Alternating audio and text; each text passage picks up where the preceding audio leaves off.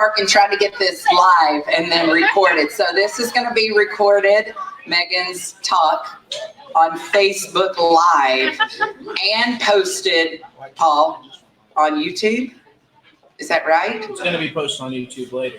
On YouTube later. So for those that might have missed this important talk, you can catch it on Facebook Live tonight or later on YouTube. Yes, okay. So what we'll do, Megan will share, and then at the end, we're also going to have just some parent PTA updates as well at the end of our meeting. Okay. Hi, everyone. Welcome. No pressure, right? Just streaming live. So before I actually get started, Mr. Hildner our counselor was planning to be here tonight. He's been really sick.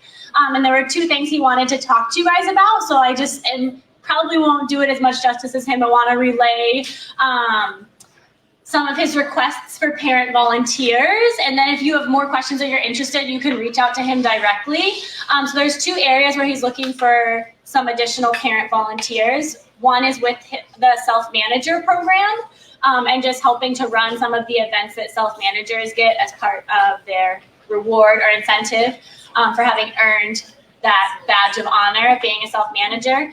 And the other one is we, on our attendance team, we meet every Monday, but every other Monday we spend time planning the whole group incentive. So as we've talked about before, we have like whole group, class level, individual, lots of different things. And we'd really love some parent involvement with helping put on those events, choose what we're doing for kids, and plan around those things. And then on the other weeks where we don't have parents there, we actually discuss individual kids on a case-by-case basis, and a lot of that is kind of sensitive information, so it's something that we just do as a school staff so we can put some specific supports in place for kids and families who need it.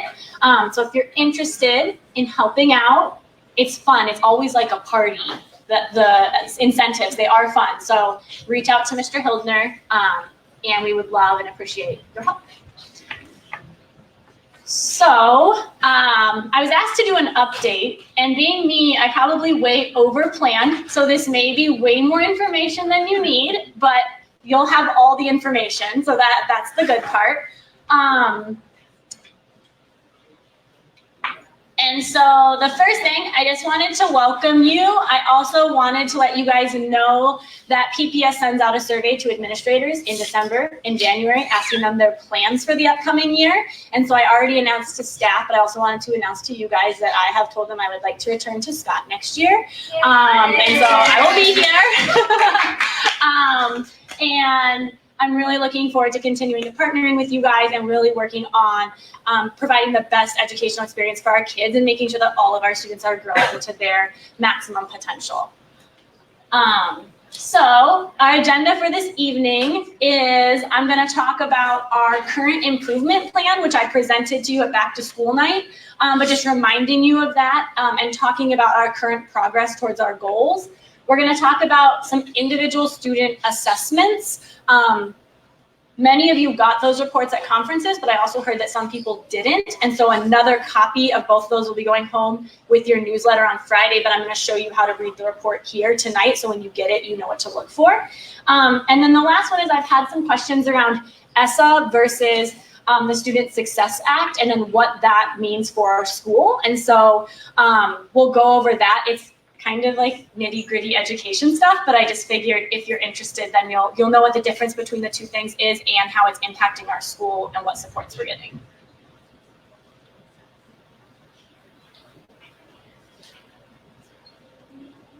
I'm gonna work on slowing down so the translation is okay.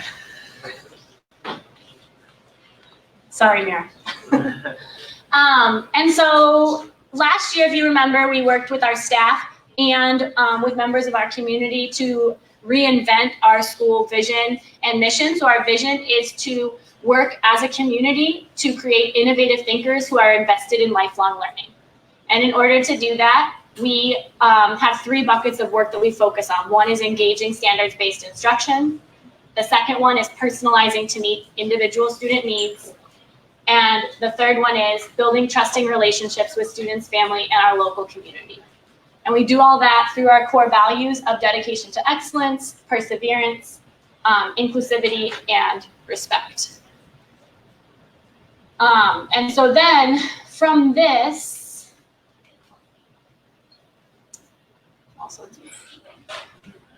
we created a school improvement plan. And so in our school improvement plan, we have 3 goals that we're working on to measure our success. The first one is around climate. And so by June 2021, we will increase student grit as measured by staff responses on the Successful School Survey from 28% favorable responses to 70%. And when we talk about student grit, it's really just talking about persevering when things get hard. So really continuing to work even when things get tough and working on setting goals and achieving those goals. In reading, by June 2021, we would like at least 60% of 5th graders to meet or exceed their spring reading growth target on NWEA MAP, which means that they are either staying on pace or closing the gap between them and their peers nationally. Last year, we were at I think we were at like 23%. You'll see it on, I have an updated slide that tells you where we were prior, but we were in the 20s in terms of that percentage, so we were pretty low.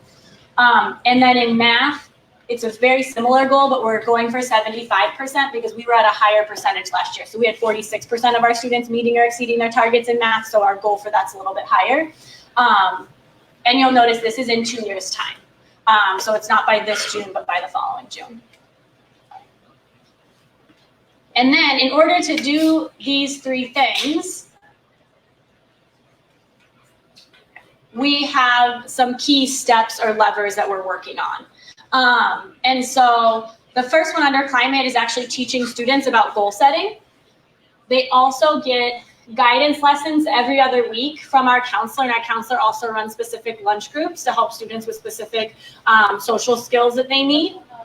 We've created recently a social emotional learning team that's evaluating our social emotional learning practices and curriculum with district support to select and implement practices that are best fit for our students. We're also revamping our Tier 1 climate celebrations of students through a Scotty Paw ladder. So we're really trying to make Scotty Paws worth way more. So there's you can individually win by getting the drawing at the end of the week, but then we're also making if your class collects this many, you can get this thing. If you individually collect this many, you can get this thing. And then there's the tower in the front lobby, and as they reach hash marks, they also get something. So we had, right before Thanksgiving break, we had a spirit day because they had reached the first hash mark on that tower. And we're also working on our self-manager program as well. We would like to align it to our core values and make it a rubric so that students can really set goals around how they get into the self-manager program, and then provide additional leadership opportunities for students who are in the self-manager program so that it really builds towards more student leadership and ownership within the school. So being able to help run assemblies, being able to help be crossing guards. We're coming up with more ideas. If you have some, let us know. So that's really our work around our climate goal, and that's what's going to help us to increase our student grit. So it's really focused on goal setting, social emotional learning, and student leadership. In reading, we're implementing our guaranteed and viable curriculum for reading, leveraging Reading Workshop this year. We're also implementing a new reading assessment that I'll show you guys the scorecard for that you will also get on Friday, called ERLA and ENEL. ERLA is the English version, ENEL is the Spanish version. That helps us progress monitor reading growth on a weekly and monthly basis for students. We're also teaching student goal setting here, so you'll see some things kind of go across multiple areas. And then the last thing is we're implementing Tier 3 reading interventions. So for English, we have leveled literacy intervention. Sorry. That's okay. Thank you. I told them to tell me. And in Spanish, we're doing phonics routines. I just want to look at her.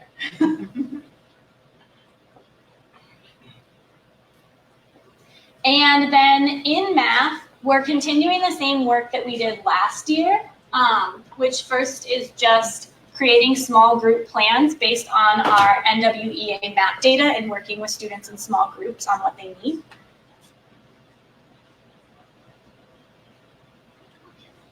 And then we are piloting a program called MAP Skills that links to NWEA MAP, and it allows us to test for more specific skills and assign assignments to students based on those skills. And then the last thing, I actually just came from the kickoff for this, is we were awarded as one of 12 schools that will be participating in a district math grant. It's a research grant in collaboration with Portland State. And 7 of our teachers will be trained in mathematics leadership at Portland State and get an added endorsement. So that's a really exciting work. And it's a 3-year commitment for all of our teachers who are involved. So it's a teacher at every grade level and an instructional coach who will be trained.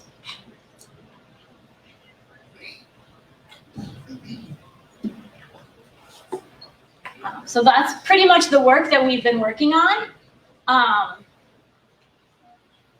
And I'm not going to go through all of these and read it to you, but this was what we presented in terms of support around professional learning, our master schedule, interventions,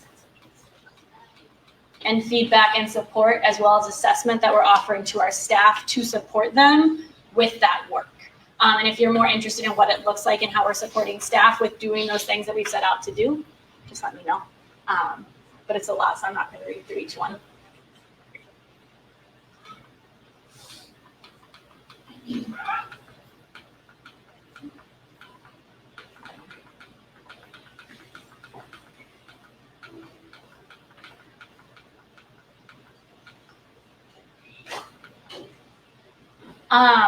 So now I'm going to take you through some of our current data, kind of where we are. Some of it's from last spring, and some of it's from mid-year data.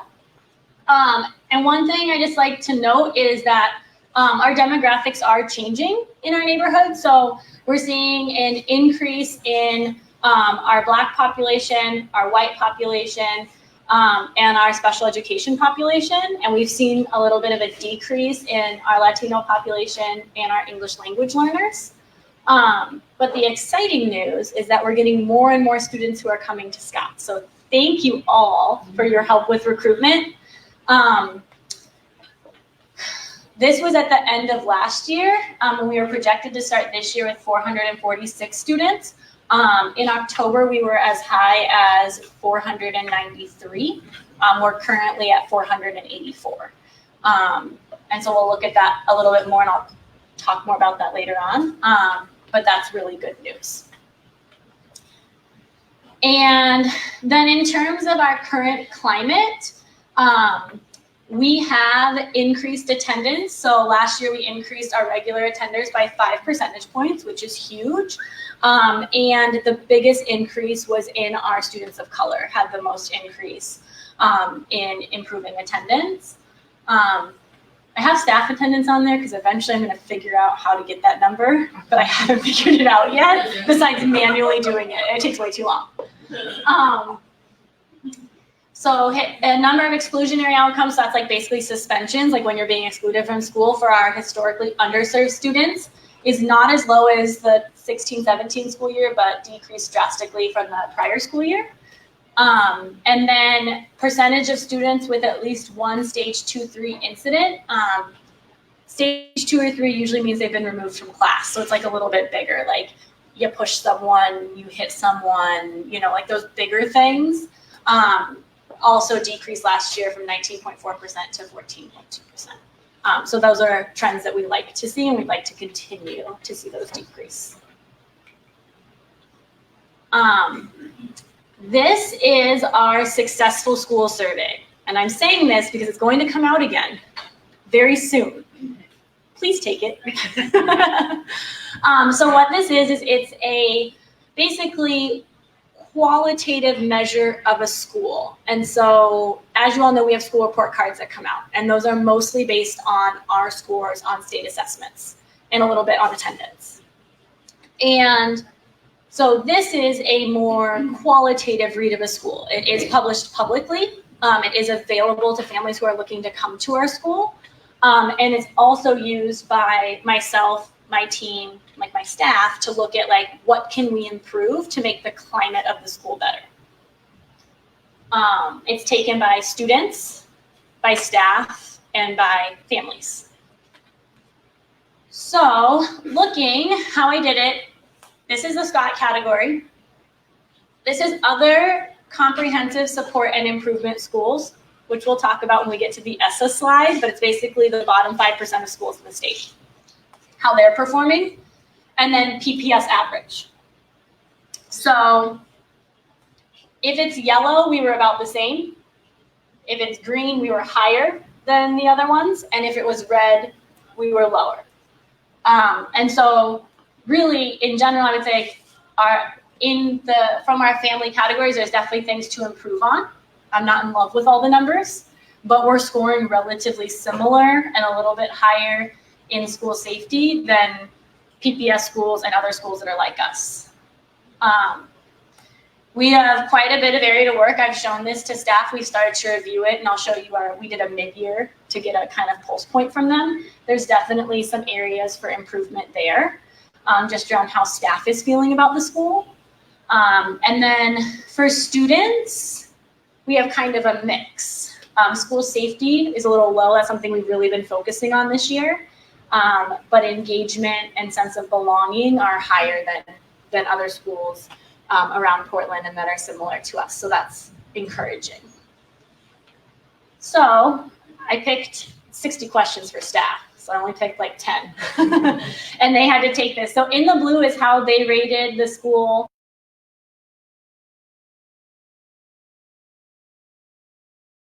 scored in November. So this dipped a little bit, which is how easily can teachers change their teaching style to match the needs of a particular class went down. But how possible is it for teachers to change their ability to work with dissatisfied parents went way up. And that's been a big focus this year, is around family communication and partnership. So although I went down to 1, encouraging in the other. Around school climate, everything went up a little. The biggest one I highlighted for staff that I was really excited about was how optimistic are you that your school will improve in the future? And last spring it was only 36%, which is devastatingly low. And in November it was 73%. So that's really exciting because it means our staff is really encouraged and feels like the work we're doing is going to help us to improve. Staff-family relationships went way up. Again, this being a focus point that came from both staff and parents as something that we needed to improve on. It's still not as high as we would like to see, but it's going up, which is very encouraging.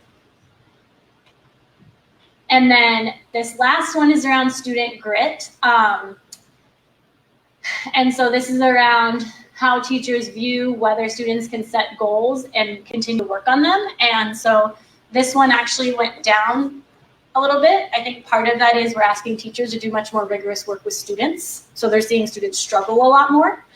So we're really talking about this and working on this and thinking about also what do we view as grit? Because I know some kids that have a lot of grit in the fact that they come to school every day, even if they don't have a ton of grit in reading. Or they have a lot of grit about going to soccer practice every day, but maybe they don't have that same grit in math. And so we're talking a lot about like, how do you define that? And how do you see that in students? And then bring that grit from that they have for soccer out in the classroom.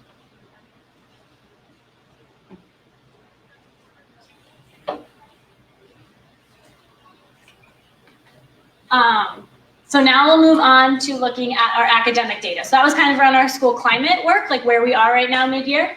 And so we're gonna look at our NWEA math data. So starting last year, this shows our students reading at or above grade level in reading and at or above grade level in math.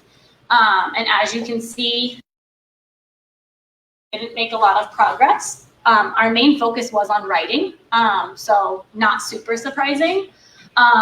We have made a decent jump at the mid-year and this fall in reading, which is exciting because that has been our main focus for this school year.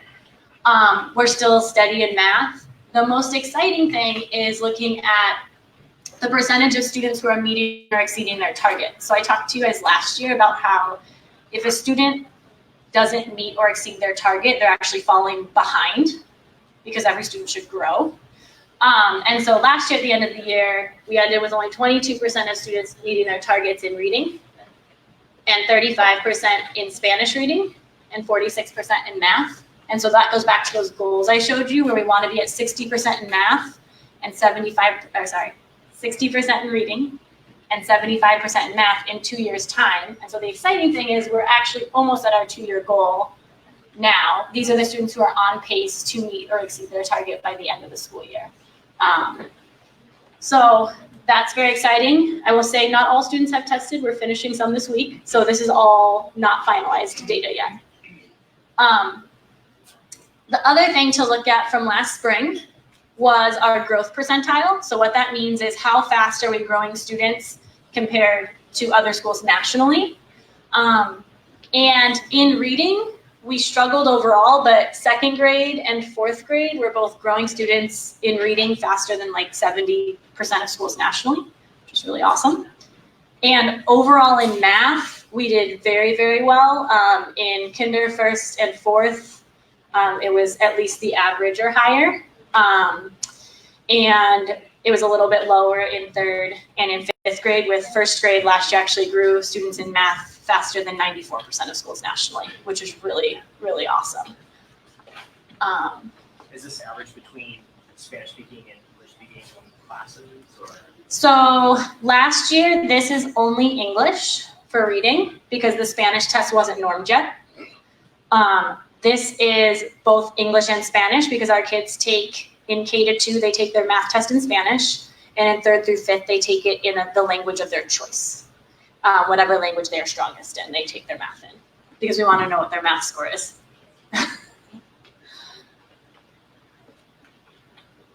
And then this, many of you may have already seen, this is our SBAC data. So this is only 3rd through 5th grade. This is what comes out on our school report card. And so this test is only in English. So even our Spanish immersion students take it in English starting in 3rd grade.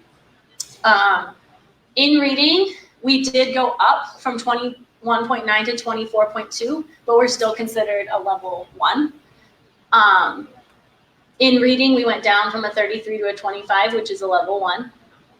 In math, we had a big jump and 1 from 12.9 to 19.3. And then we went up a little bit in math growth from 40 to 41.5, which is a level 2.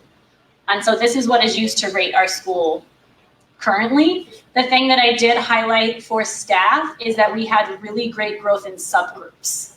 So even though we really only saw a big jump in math achievement, if we look at reading achievement, our SPED students went from 4.7% on grade level to 10.3%. Our Black students went from 5.4% to 10.8%. Latino, 10.4 to 17.6, and our underserved students from 9.5 to 15.3. And we actually saw a drop in our white student performance. Similarly, in math, you can see some pretty big jumps in special education with our Latino students from 5.8 to almost 15%. Our underserved population and our white population also jumped. Our Asian population went down a little bit.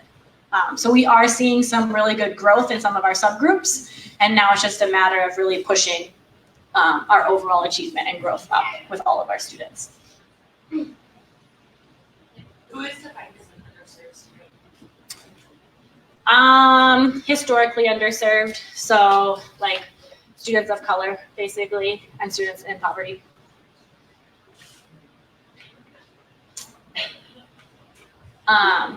And so this I actually presented to our staff at our beginning of year State of the School address because the superintendent talked to us about this at the district, State of the District, which is, as of right now, we're not serving our Black and Native American students. Most of them are very far behind grade level. And I just wanted to show our staff that it's actually very similar here at Scott as of last spring. We don't have enough Native American students to have a percentage for this because the number is too low. But our Black students are not meeting grade level expectations in math at a pretty high rate. And in reading, our percent on grade level, you can see the achievement gap there as well. And so that's something that we really want to focus in on because our students deserve it. Because we want every single one of our students, not just some of our students, to be performing on grade level.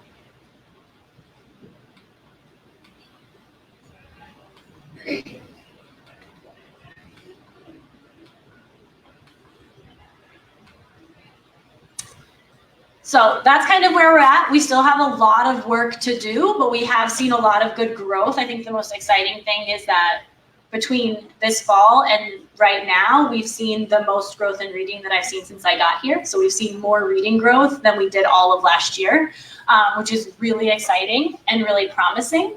And how we're really measuring that and working on that is through 2 different assessments.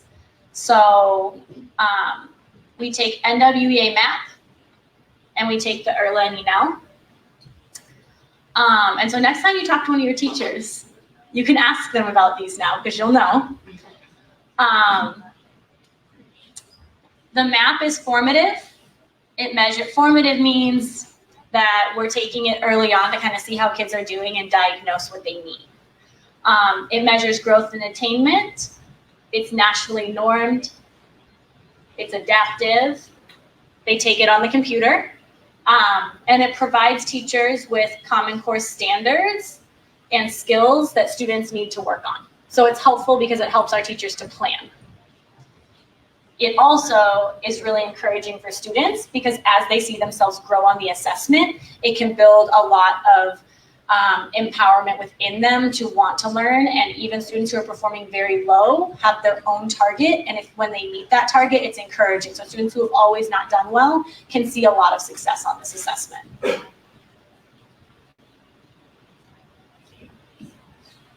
And the IRLA and ENEL is what we're kind of using in between. So they take the MAP assessment 3 times a year in the fall, the winter, and the spring, but that's not often enough for us to make sure that we're on track. So this assessment, students actually read to teachers and teachers listen to them while they're reading and track what types of errors they're making, and they're able to diagnose issues, and then they're able to put that data into an online system that tracks their progress. It's embedded within our reading workshops, so teachers are just doing it as they're instructing, basically, so we're not stopping to assess. It's happening within the classroom. And it provides teachers with specific power goals for students to work on to get to the next level. What is reading workshop again? So reading workshop is the structure that we use to deliver our reading instruction. So the teacher does a mini lesson, and then students read independently for about 30 minutes. And during that time, the teacher also works one-on-one and with small groups, and they all come back together and have a share out at the end. Is IRLA only fluency, or is there comprehension? No, there's comprehension as well.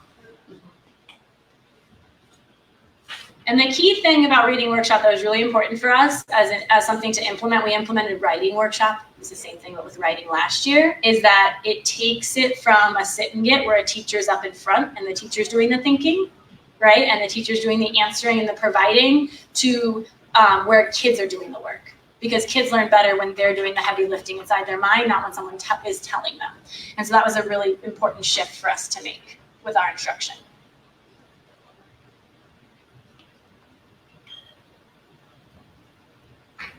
And so you will, if you have not gotten this, you should have gotten this at conferences, but if you didn't, I will be sending it home on Friday to everyone, so you will have it. This is for NWEA MAP, and it shows achievement. So achievement means how is your student performing compared to where they should be for their grade level. This is a sample, this is not a real student. So this one's saying that Christopher, he's the dark one, and the national average is the dashed, is a little bit below the national average for his grade level. So he's scoring at the 47th percentile. The 50th percentile is considered grade level. Is it always 50th percentile, or does that adjust? The 50th percentile will always be the grade level. They'll adjust the scores. The test adjusts the scores. Yep, good question. Now, achievement is important, but I always thought one of the most important thing is growth. Because if you're not growing, even if you're high achieving, you're gonna fall behind. So what this tells you is how fast your student is growing compared to their peers nationally.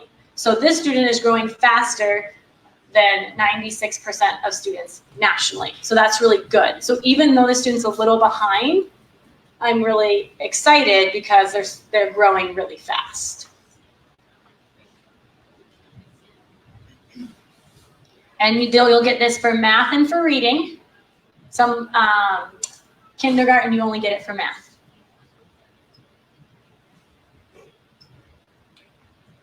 If we didn't get it, then we'll get it on Friday. On Friday. There were still a lot of kids testing today, so I was trying to print them for tonight, but I wanted to wait so that people didn't get missed. So you'll get this. You will also get a printout of how your student is performing on ERLA or ENEL. And so this is the one, they're very correlated. They tend to be pretty close. Sometimes they're a little different because kids have a bad test day on the computer once in a while. That happens. This will tell you across the top what ERLA or ENEL level they are. So this student is is in the black level, but is in 4th grade. So the top number tells you what the grade level equivalency is for where they're performing. And then I'm going to switch to the English one for explaining because it's going to help me because I'm going to get a little lost. So it talks about what your student can already do really well based on their level. It talks about what they need to do to move to the next level, what families can do to support them, so things that you can do at home, questions you can ask to support them working to the next level. That's the front, and when you flip to the back, it'll talk to you about what to focus on, what questions you can ask, and what things you don't need to worry about. And the back is different depending on the level. For many of the lower levels, like yellow and green, those are at the lower grades, they really need to work on memorizing words and just expanding their vocabulary. So sometimes they'll just have a list of words. Like your child needs to work on these 20 words. And then those are words that you can work on them with at home. Can I ask one question about Yes. that? Sorry. Yeah. So is this basically, this is where the students are reading with their teachers, and then based on scoring, it puts kids into groups where you can see trends among a group of students? So this one, so that is the other one. So that's NWEA. This one does group them into groups that then they can pull and say, all these 5 kids all need this skill. I'm going to teach them that skill. Okay. What this does is there's entry and exit criteria for each level. Okay. And so as the teacher's reading with the student, they're marking if they're gaining those new skills to get towards the exit criteria to get to the next thing. And it tells them very specifically what kids at that level need to work on to be able to get to the next level. And so teachers will also be working with kids on those specific skills, but then if you want to do more at home to supplement, we want to be able to give you that information. If you're reading at home, then you can know some things to work on with them. So if the kids are in immersion, do they end up getting an English and a Spanish report? So K-2, they do all their assessments in Spanish. So the report will be, you can get the report in English, but it will be, the words and stuff will be in Spanish for what they need to work on, right? In the upper grades, what we decided was they would take, to avoid over testing, 3rd through 5th grade, you take one math test, that is this one, NWEA, and you take it in the language which you are strongest in. You then take the English NWEA assessment because it is most similar to SBAC, and we want to prepare students for that experience. They then take this reading test in Spanish. So we split them up in that way because we didn't want to have students having to take so many different assessments. And we felt like that was the best way to make sure students were prepared, but that we still had all the data that we needed to give them support. Isn't it really like an assessment as much as like meeting the teacher and talking through it, right? There's an initial assessment where they go through some criteria and some cold reads to get them where they are. And then after the initial assessment, so we initially assessed everyone in the fall. Now they're meeting with their teacher and their teacher's checking to see if they've mastered those new skills that they didn't have to move to the next thing. So this one isn't, it's an ongoing assessment, but it's not like a stop and teachers stops for a week and assesses everyone. They're getting assessed as they confer with their teacher during their independent reading time. Any other questions on assessments?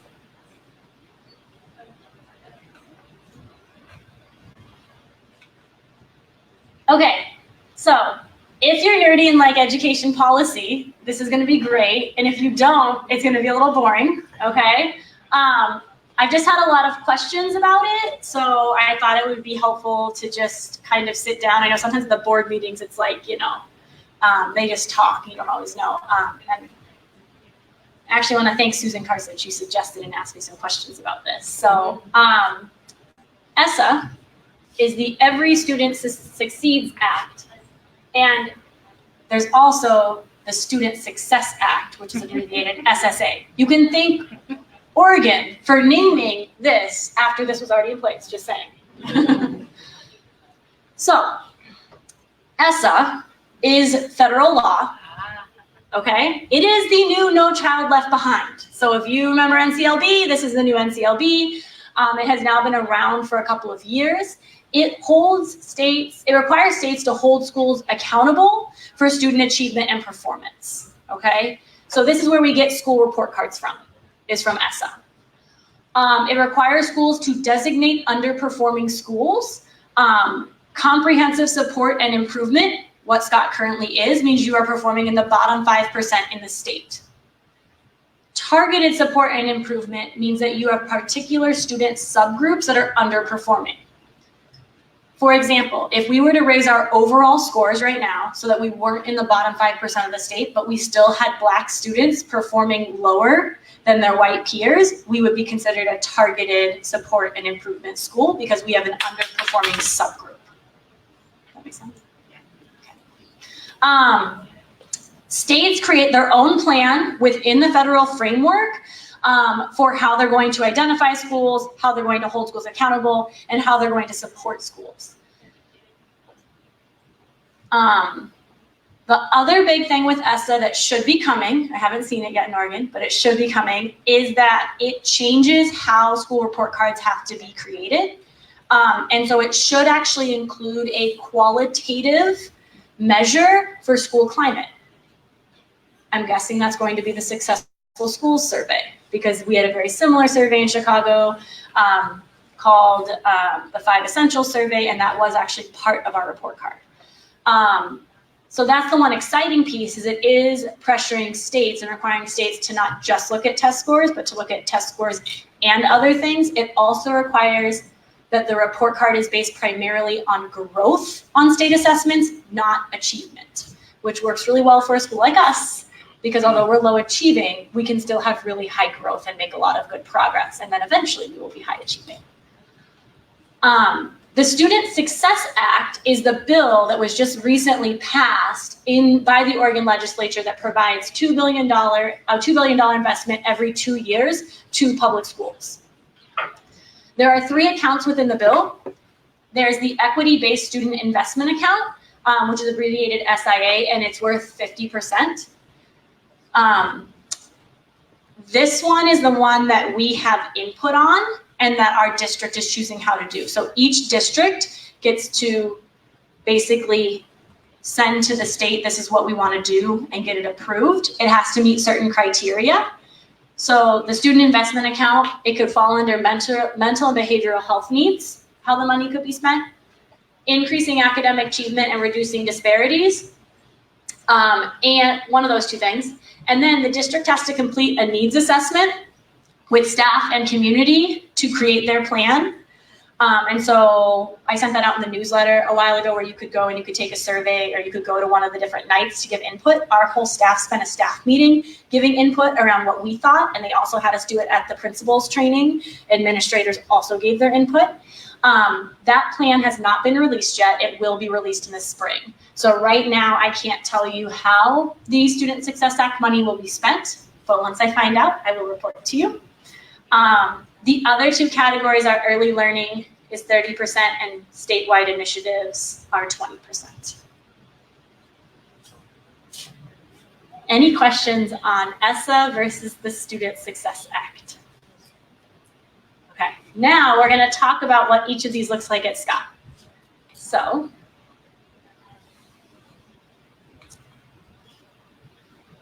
the district came and visited. We have these things called lab site visits. So they came over conferences. You probably didn't see me for like a while during conferences. I was doing this meeting.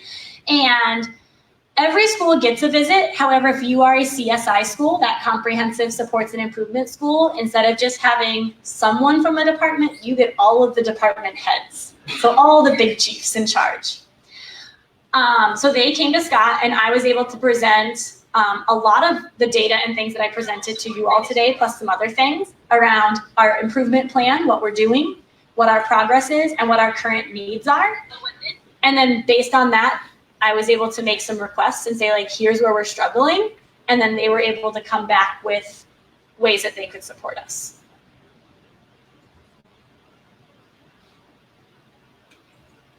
So here are the current 4 things that we've received based on this meeting and our requests as a CSI school. There's much more we also get, like we get equity, staffing, and other things as well. But they added a halftime literacy coach to our staff. She was previously across 8 different schools. We now share her with Rigler. Her name's Erica Durant. You'll see her now. She's wonderful. She already works really well with our staff. And that's to help with our work around reading. And really around reading workshop, but also around phonics and word work, and to be able to provide additional coaching and support to teachers with improving their practice.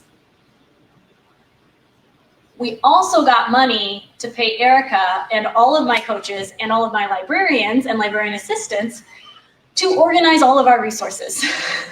So thank you to all the parents who have been really trying to do it. But our resources just aren't organized. We actually have a lot of stuff, and even stuff that we've purchased that we just haven't been able to even get organized and in a place where people can use it. And so we're getting together. We're going to visit some schools that have really greatly designed libraries and book rooms. We're going to go visit, and then we're going to come back, and we're going to plan, and they're going to pay my team to be here on some weekends to get this work done, which we really need. We also have a new team that we developed called our SEL, which is Social Emotional Learning Leadership Team. And the big thing that we talked about was that, like, you can't just work on social emotional learning alone. So what we've been doing is like, oh, we do 30 minutes of second step. It's a curriculum every week.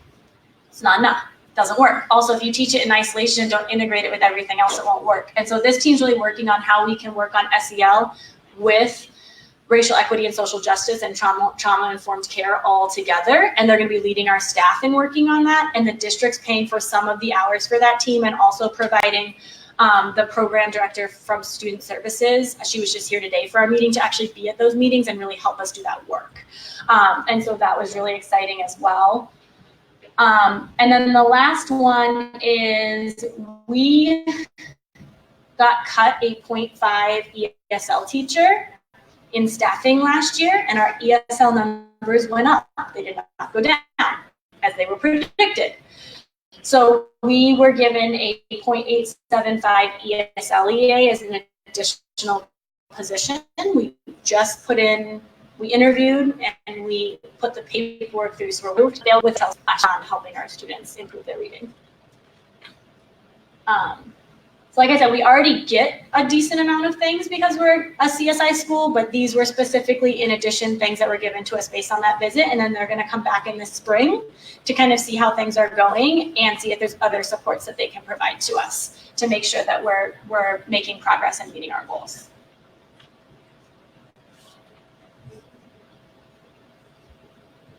Any questions?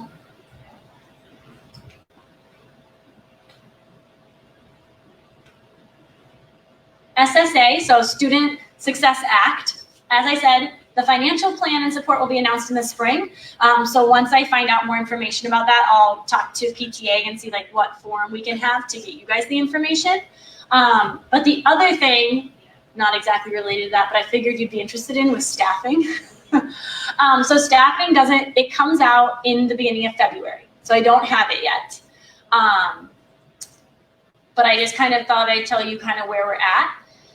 We're looking pretty good with numbers. We're currently at 484 students. We'll most likely be projected to be somewhere between 480 and 490, which is much better than last year, but is not quite where we want to be.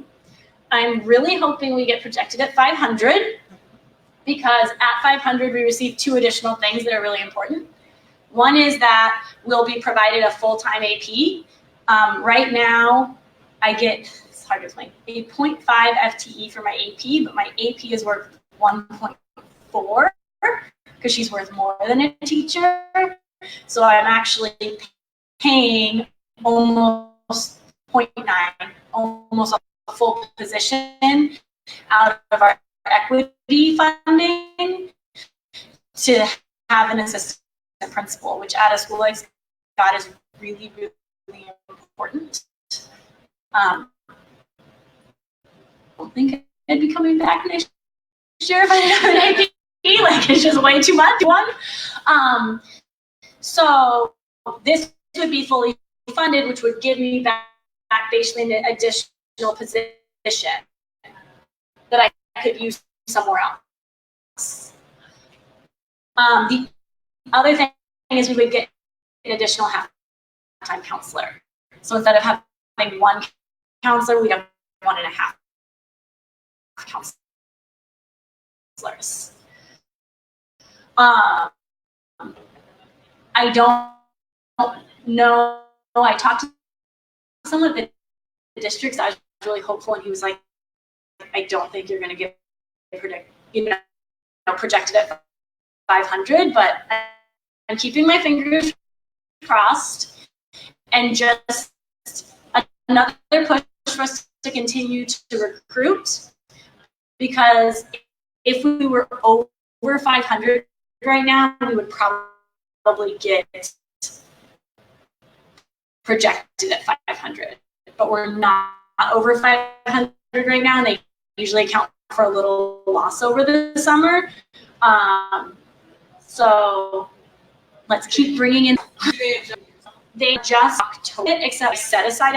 They only had positions. We were given 2 positions with enrollment, 1 English kindergarten. So if I'm at 500 funded, and if you already have 2 extra of the 14 only that we have for the district, you're probably not going to get it.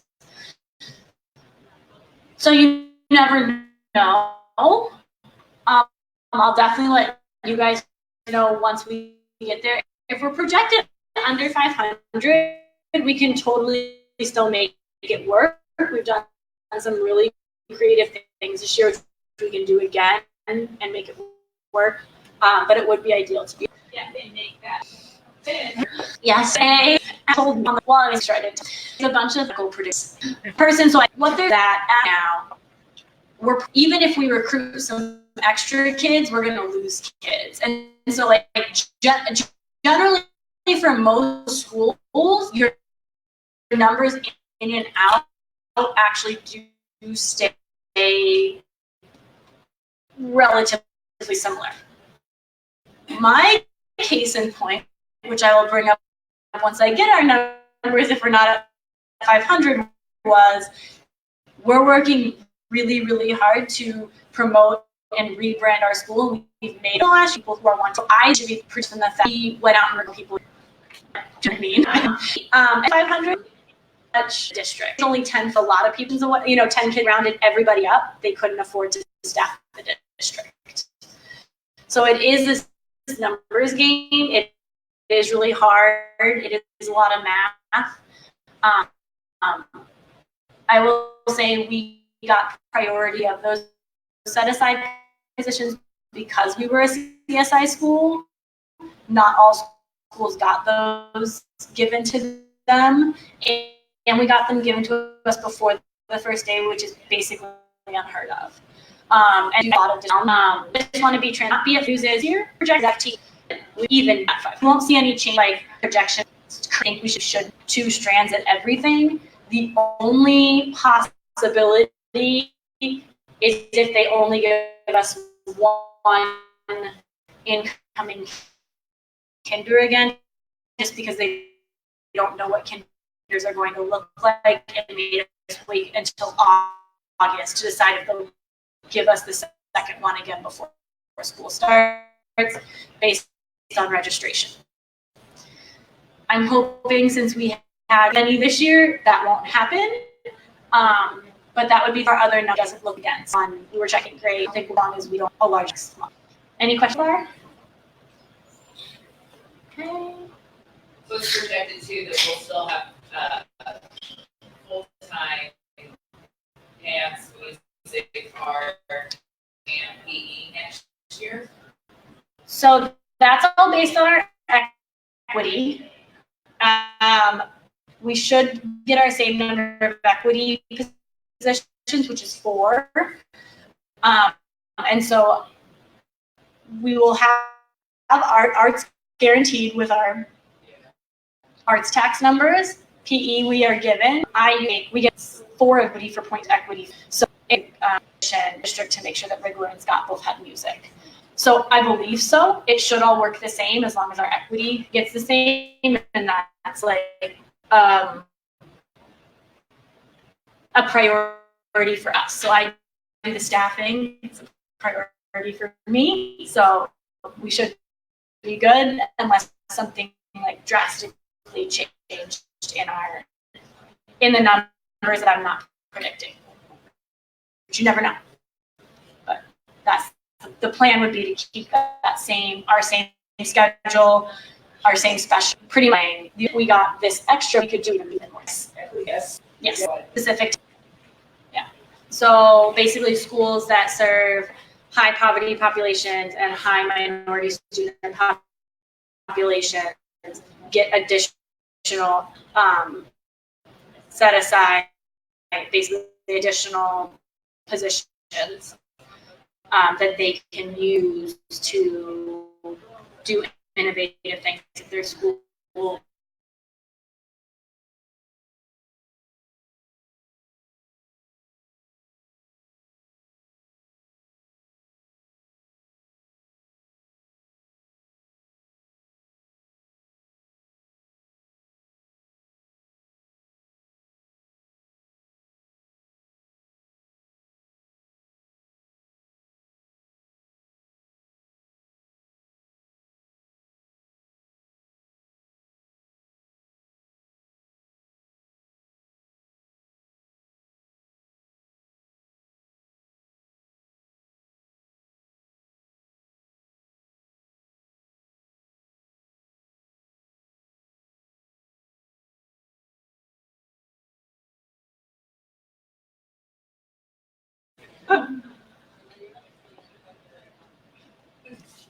Which we're excited because we're planning Kinder Connect with the Kinder teams going. We're going to do tours. We have it linked up with Family Literacy Night for K-2, so people can stay and see all the great work. So that's what we're hoping for. I don't want to get too much of a rabbit trail. Can we take immersion kids outside the neighborhood? No, because the immersion is that a neighborhood connection filler. So the immersion, I mean, I hate to say that, but we have, I mean, in Kinder, I have 10 families right now who want to move into immersion, who are currently on the English side because they were all waiting lists and we didn't have space because we're already at 26 and 26 in each of those classes. So it's, I guess there's like Recruiting and keeping the families in the neighborhood, they don't immersion. that's the other bolster, which year parents, it doesn't have full teaching. We're working on it. We're transparent. It has not been great, but we're working on. We think we have a really good person in place now, and we've been checking on him lots. So, and he promised me he would stay, like, promised.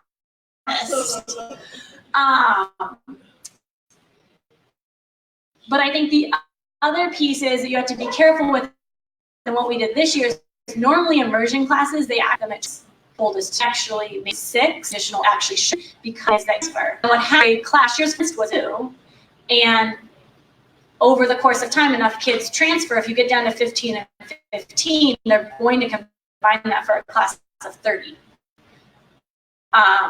In terms of like district-wide budgeting, it makes sense.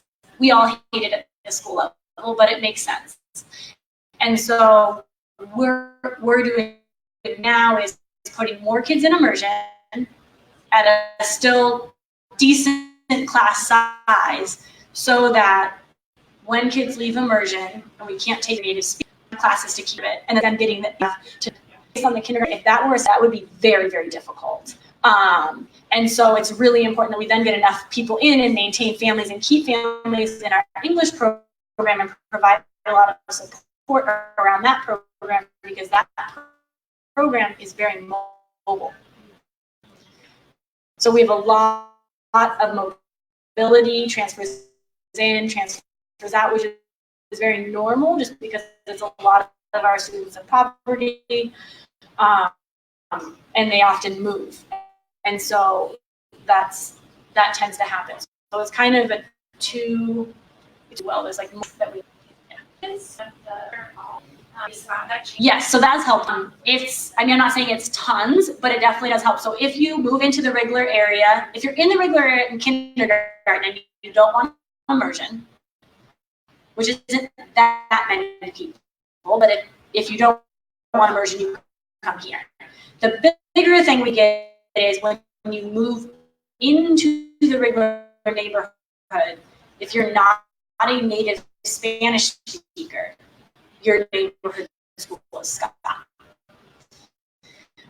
And so that is helping our English side, because we're now the entire college comes to us and English. We're now know that it'll be catchment percentage looks like this year. We were at only 60% of the catchment was coming, but we had a lot more people come. So hopefully we can get that up. I mean, there's a lot of students of elementary age in this neighborhood that do not come to the school still.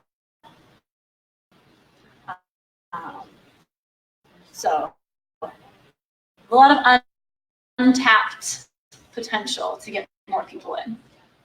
So my last is just like some things, principal, this much big things I'm sure that I want is really coach back to teach. Based on the highest can make in classrooms with teachers and giving them feedback on how to improve their practice, right? And working with them and being in their meetings and really being a thought partner and someone that's there to help make sure that we're all aligned and we're all going in the right direction. So I say that because I've had some parents come in and get very mad at my secretaries when they can't see just so they pick where same day is to meet with me, because of the things I do on Tuesday, Wednesday, and Thursday that are really key to moving our student reading scores and really making sure that students are prepared for middle school. So I won't read through all of this, but I try and stack my meetings and my check-ins on Mondays and on Fridays. So on Fridays, I meet with 6 to 8 teachers every Friday for 30 minutes. Every other which teacher for feedback. Then I'll need help with. You can post it wherever you want. It's in my calendar. And then every week I check in with my secretaries, with our counselor, with both of my instructional coaches, with my assistant principal. So those are all on there. On Tuesday mornings, I walk classrooms from 8 to 11. So if you come on a Tuesday morning from 8 to 11, you will not find me in the office because I'm walking classroom to visit. We've been doing fit, so you see me. And I need a team in the important meeting, support them with, we can get, because I can't do it all. And I really am able to develop them in their leadership.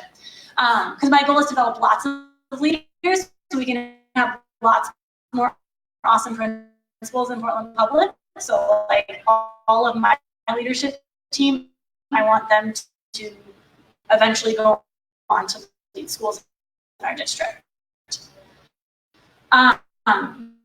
We have staff meetings on Tuesdays. So if you ever come on Tuesday afternoon, hard to get us.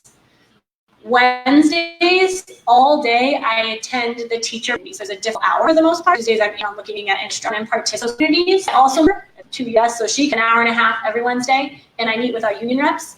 On Thursday mornings, my goal, this hasn't been happening, but it's really important because the key to my check-ins is doing observations and evaluations. This has been getting taken up a lot with meetings and with investigations and things, so I'm trying to balance it out. But the goal is to spend the morning in classrooms, and then I check in with men. After school, we have 2:40.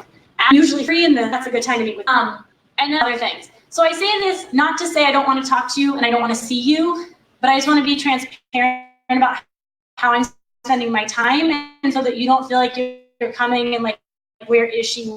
Why isn't she here? I'm here. I'm just not always in the office. And when my secretary is saying I'm not available, it's because I have a preset thing that I'm doing that's probably pretty important. And of course, if it's an emergency, tell me you can. She is an emergency. It is. I'm a meeting. Wow. I'm my pre. So if there's an emergency and you need me, emergency, tell Sandra what it is. But otherwise, if you can schedule with her time, mostly on Mondays and Fridays, or later on in the day, or at the very beginning of the day, those are the best times. Because I'll always make time, and I definitely want to talk to everyone and see everyone, you to kind of know and why I do those things. Don't get frustrated for me and I'm not there. Okay, a very long presentation. Thank you, everyone.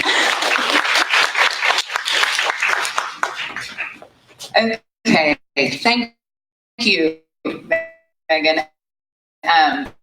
What we're gonna do now for just the last 15, 20 minutes is just spend some time looking at our upcoming community events and also things that we have going on as a PTO up. The tree that is our for cruise second. And so mentioned from that to Kim can share with friends on that Wednesday. And then from 6 to 8, all of our K through second grade teachers will be here. And we'll have dinner, and then it was the 3rd through 5th grade was really well attended, the literacy night, so we're excited about the K2 literacy night that's coming up. So I'm going to show a little bit at we're coming connect meeting, just kind of welcoming as we're. Yeah. I'm Mary, and I'm one of the members of the Kinder Committee to try and recruit more Kinder families. So we have, Megan and I have outlined 3 dates for the Kinder open houses. So the first one will be Thursday, February 6th from 9 to 10:30 in the morning here. And then schools, then Monday from Hacienda, the one in February 12th, I'm here. Committee, formal committee chat scheduled.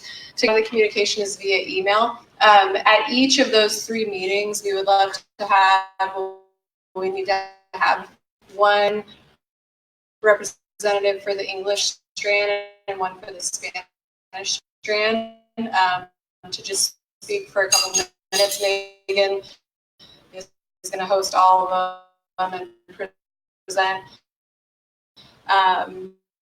to all the families about the school, but then having parents share for just a couple minutes about their experience, ideally that is experience. If anyone wants to present dates to me, it would be tonight, or then it's all 2 people, just facilitate. We're going to be prepared at the evening one here, that's followed by the literacy night, and then the other 2 trying to use kind of PTA and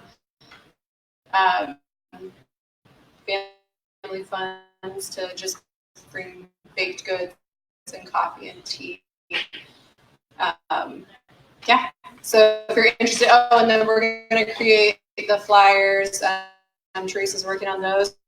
But so if anyone wants to pitch in either distributing schools, getting the word out that way, attending them to present. And so play school, so definitely all of the detail of when coming up at the website. And our next meeting with Ms. McCarter to confirm all the information is January 24th from 8:15 to 9:15 in the morning, which is a Friday, one of the days. Good meeting dates. So if anyone knows that they're available and just wants to come just to meet, please join. Thank you. We also turn on Clit Wallace Watch Sweet Kids. And it's gonna, she just made up help in closet. You want to share about it? So if you don't know, there's a big clothing closet at Marshall High School, and it's run by the Oregon PTA, and they serve families, so a whole family can go there, and they all get like 7 pairs of pants and jackets and stuff. PTAs are sort of like 2 days a year. 3rd. Yes. And it's actually really easy. You just go there. They give you, they're really good at giving you an orientation because they're so used to people coming in and not knowing what you're doing. And I think Chris and Campbell and I did it that one day. And right, like it was just, you're really oriented. Basically, closing a family, closed by really, it's not anybody